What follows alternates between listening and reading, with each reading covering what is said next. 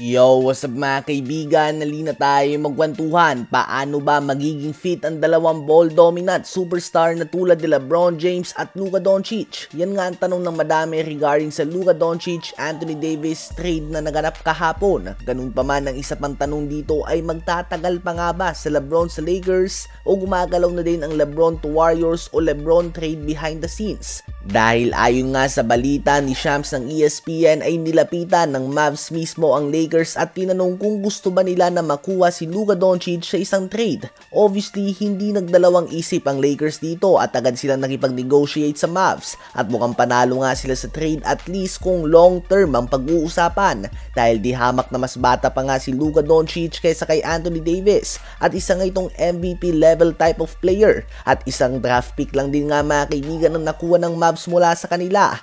Habang ginamit naman ni Chris B. Haynes ang salita na nakikita umano ng Lakers si Doncic bilang replacement ni LeBron James. Hindi na sinabi na replacement ito kapag nag-retire na, bagkus ngayon mismo.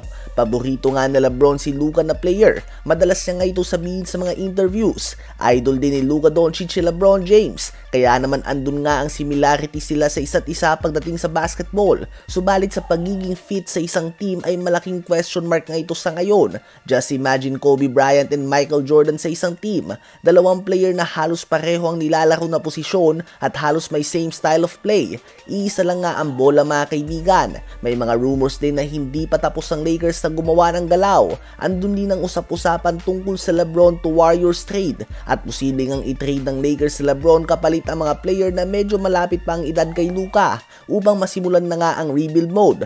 Subalit kung iti-trade nga mga kaibigan ng Lakers si LeBron James, malaking kawalan nga ito sa business dahil kung hindi magaganap sa kanila ang farewell tour ni LeBron, malaking kawalan nito mga kaibigan sa pera. Naalala nga natin na napakamahal talaga ng ticket nung farewell tour ni Kobe Bryant at expected na ganito din ang kakalabasan ng huling mga taon ni LeBron sa NBA. So makikita nga natin mga kaibigan kung ano ba ang mga galaw na magaganap sa mga susunod na araw. February 7, 4 AM Philippine time na nga ang trade deadline. Ano ba ang masasabi nyo tungkol dito? Isama na din natin sa update na ito na trending kahapon ang pagsupalpal ni Shai Gilgeous-Alexander kay Malik Monk at tinambakan nga ng OKC Thunder ang Sacramento Kings sa score na 144-110. Nagtala si SGA ng 29 points, 6 rebounds and 9 assists sa loob lamang ng tatlong quarter. Subalit ang nakakagulat dito na performance ay gumawa nga ng 41 points and 14 rebounds ang third year 6'5" player Aaron Wiggins. Isa pa nga ito sa mga ginto na nakuha ng OKC Thunder mga kaibigan. Ano ba masasabi nyo tungkol dito?